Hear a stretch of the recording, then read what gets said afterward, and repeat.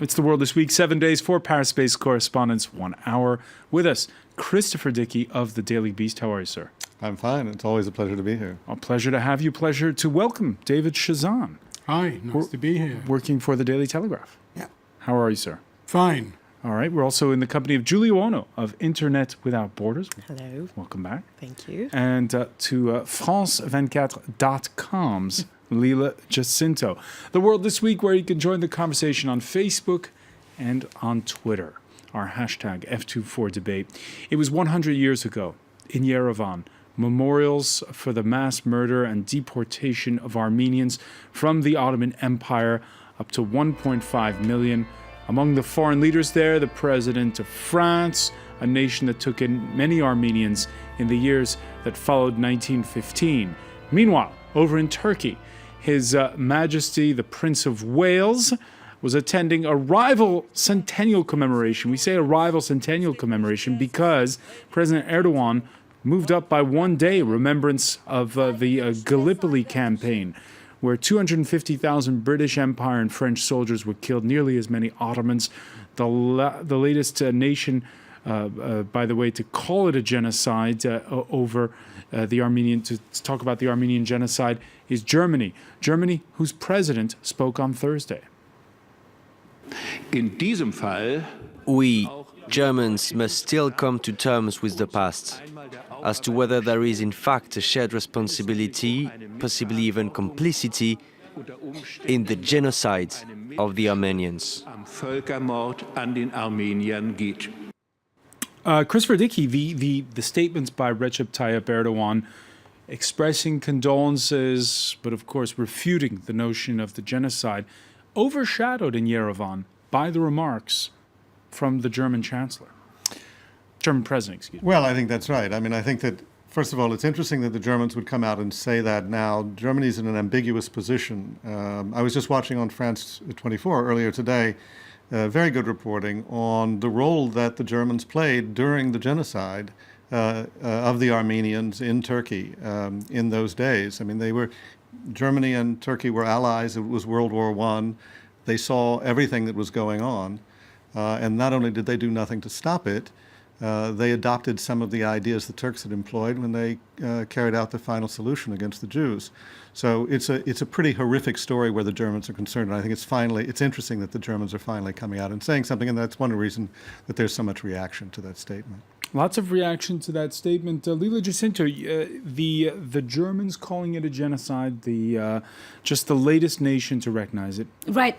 Another country that over the past 2 weeks is Austria, which was also part of the powers in World War I that were allies. In a matter of 2 weeks, we had the Vatican, the EU, Austria, and Germany, coming out and recognizing this as a genocide. But, the thing that you mentioned about Erdogan, I mean, let's admit it, we are giving this amount of coverage to this issue because of Erdogan's statements, because of Turkey's position. In a way, it's almost like Erdogan provides the PR for the ceremony in Armenia. In Armenia, I don't know how much would we be paying attention to a Centennial celebration if we did not have this whole angle of Turkey not accepting it. So in a way, Ankara's position is really shooting itself in the foot. There were actually demonstrations, as our correspondent in Istanbul has been saying, where Turks have come out and asking for the recognition of the genocide. But those people demonstrating, small in numbers, when you compare to the overall majority of Turks, and there's a general election coming up of various political stripes, who are against recognizing it as a genocide. Definitely. And, and they have to go through years of the official line on this. Turkey is a very divided nation. These are probably civil society groups and urban elites, but still we haven't seen this before. And specifically when we have this official line. So, I mean, things can change pretty rapidly, or, it may take several decades. But I found actually the nuances to this in Istanbul sort of interesting. All right, the fault lines perhaps beginning to shift. The push to call it a genocide, a major hurdle to a normalization of ties between Ankara and the Republic of Armenia. Today, just like yesterday, we have no problems with the Armenian public. We do have a problem with those who exploit these incidents. We have a problem with the Armenian diaspora who wants to use this issue for political gain. The Armenian diaspora that wants to use this for political gain, David Chazan. Well, I think President Hollande in France is certainly very careful not to offend the Armenian diaspora in France. It's very numerous, it's politically influential. On the other hand, I don't know what you guys think, but I do understand why President Obama is reluctant to use the genocide word. Look, Turkey's the only Muslim majority country in NATO. It's got NATO's second biggest army. It is crucial for access to countries like Syria and the fight against IS. And so there's a lot of realpolitik. I think on the moral level, we all understand that Armenians were slaughtered. The facts seem more or less beyond dispute. The Turks appear to be arguing that there was provocation and that Turks were slaughtered too. But obviously, the Americans, given the present global situation, are being very careful not to offend the Turks. The Armenian diaspora, which is staging rallies in Los Angeles, just as there are rallies taking place there, you see images of them. Just as there are rallies taking place here in Paris. U.S. President Barack Obama, when he was a candidate, called it a genocide. Now he's a president. Well, I think the word was used earlier. It's all about real politics. Real politics. It's not the first time that President Obama, is far from the statement he made as a candidate, and it's not very surprising, unfortunately. But at the same time, I think the Armenian genocide history and how how the Armenian people has fought for it to be recognized, even by the Vatican earlier this week or last week, and which also caused a backlash, we have to remember, because a lot of Africans were also complaining that Armenia was not the first genocide, because it was also the genocide in Namibia. But, at least there has been a huge work by the diaspora and by the Armenians themselves to have this, this deep and lively sorry, I forgot my word. Blessure. Wound. Thank you. This lively wound being recognized by the world and by the main powers of the world. And I think it's very important and should be highlighted today. Yeah, but one of the sad things about this story is that people are not paying much attention to the state of Armenia today, of the country today. One of our correspondents, Anna Nemtsova, was just in Yerevan and also up in the mountains visiting little villages that are completely deserted now. And she wrote about the sense that Armenians have in the nation of Armenia, that they have no future, that they have Turkey on one side that's blockading them, Russia, which is now, as part of its greater Russia policy, trying to find ways to absorb them.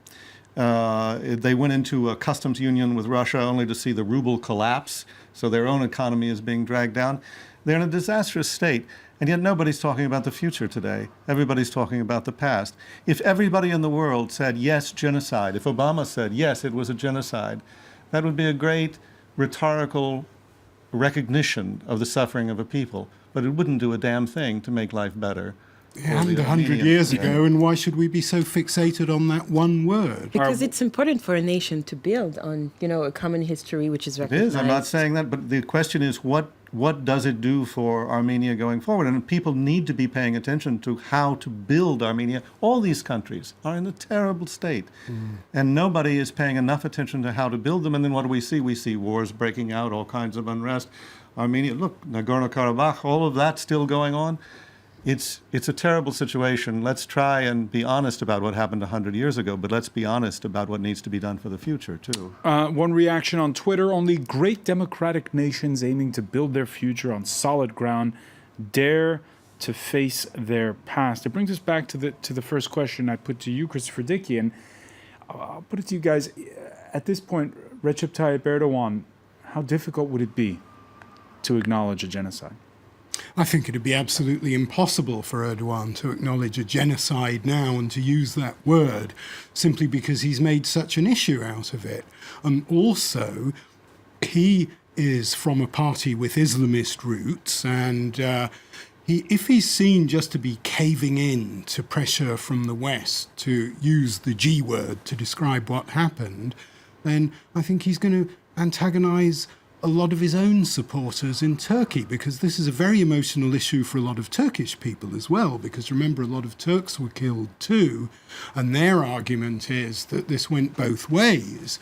And so Erdogan is sort of halfway house, really, between the West and the more radical regimes in the Middle East. And I think that there is a concern in the West that we need him on side, and we don't want to push this man any further towards Islamism. We don't want to make the Turks feel too beleaguered, because the risk is that more Turks may become radicalized. All right, another story that we followed for you this week, and I guess it would seem like the comical insert of a Coen Brothers film, if not for the tragic murder of an innocent 33-year-old mother of a 5-year-old. A 24-year-old Paris area student shooting himself in the leg, calling paramedics, who in turn call police and quickly uncover how Sid Ahmed Glam was allegedly plotting to attack one or several Catholic churches. The woman happened to be sitting in her car near the church that he may have been targeting. Chris Radicki, you wrote on this story, and for those who cover real crime stories, not the ones you see on TV, you realize very often things are bungled. Well, they are all the time. I mean, I think there are any number of cases, of terrorist cases, where the terrorists themselves were just completely incompetent. There was a famous case in New York City where a man had constructed a car bomb and he left it in Times Square. And the bomb just didn't go off. It literally fizzled and smoked, and people broke into the car and figured out what was going on. And worse still, he had left the keys to his other car locked in there. So, I mean, he was a complete idiot, it seemed.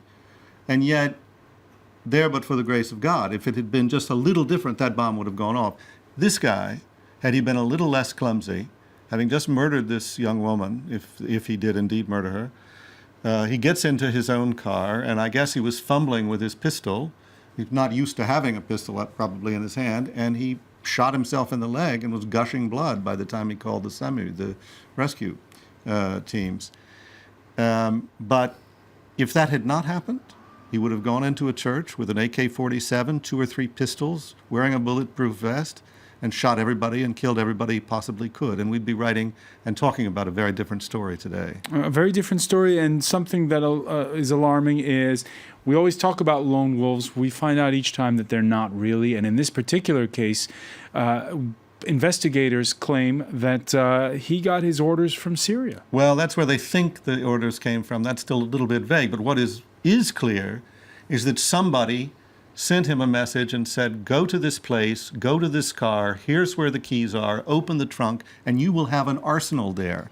This is not a lone wolf who's piecing together these guns from a number of different places. Somebody else collected those guns and gave him those guns to use in a terrorist attack, and that is just scary as hell. Including police sirens and armbands. This Friday there's been arrests in Italy of a group that appears to have originated with, again, sort of orders in this case coming from Pakistan and Afghanistan. Right, the old Al-Qaeda. Among the other things that was alarming about this alleged plot was the fact that churches were targeted. The old jihad, this Bin Laden and Zawahiri, I never really heard them specifically talk about churches as a target. If this has entered into the target list, this widens the spectrum. It's the softest of soft targets, too. A suburban church. It's not even in the middle of Paris. It's not at all a classic old Al-Qaeda kind of target. It is just hitting anything you can hit that has any kind of symbolic value. And that means almost anything is a target these days. And one of the things that we should talk about is that the Prime Minister Manuel Valls was talking about this plot was foiled and thwarted, but the suspect literally had to shoot himself in the foot, and that's how he got caught. And I don't know what you think about this, but we're just getting these figures about this whole phenomenon of, how many jihadists, 1,000 jihadists gone here. Well, and this guy was tailed by the cops. I mean, he was interviewed by the police. They knew he'd been to Turkey. They knew he wanted to go to Syria. They had literally put him under surveillance, and they, as they said in their press conference on Wednesday, they couldn't find anything on him. I think this sad example is unfortunately the proof that the race to more security laws is, I think, in my opinion, it's a pitfall, because we are seeing a guy who had been in contact with the police, with the French secret services, and who was not. I mean, the secret services had not been able to find it unless he had. I mean, fortunately, he heard himself and he called for help. So I think it also questions to what extent democracies such as France and other countries, the United States, to what extent, until what point do we have to go into the security system versus the privacy system in order to secure our well, and this happens exactly as they're freedoms. debating what's called the French Patriot Act. Yeah, but And it's so even worse. the than Twitter the sphere is Patriot full of Act. people saying it's all a conspiracy, this was all a setup, this is to get this law passed, which I don't believe for a moment. But in fact, what the police will say Well, is... the Interior Minister did say it's because we have laws where we're not allowed to tail people forever. We Well, didn't have any exactly, evidence. and probably they have laws that made it difficult for them to also monitor the phones of everybody he knew, including his girlfriend. If they'd been doing that, they probably would have seen the SMSs. But how much can you expand that universe of monitoring? Final question on this. David Chazan, when you think back to when you were a Jerusalem correspondent, then it was the Israelis versus the Palestinians, and it's a nationalist cause, if you will. Here are the jihadists winning, in that they're turning everything into a religious conflict. Again, this idea of targeting churches now. Yeah, they're clearly trying to, and obviously the target seems to have been fairly carefully selected because it's so symbolic. But it's very chilling. There are too many churches in France to be able to guard all of them. You can probably guard the synagogues more or less. You could almost guard all the mosques, but not the churches. And so where does it stop? And even if these new powers of surveillance are granted to the authorities in France, will it really improve the struggle against terrorism? Because, I mean, no sooner is this guy arrested than suddenly we're hearing about Skype messages, we're hearing about encrypted emails allegedly being exchanged with somebody who was commanding the operation from Syria. Well, how come the authorities were not able to monitor that before? I think this will certainly have the effect of lessening opposition to this new law, which is probably going to pass in France with not much difficulty. All right, there's much more coming up. Stay with us. You're watching The World This Week.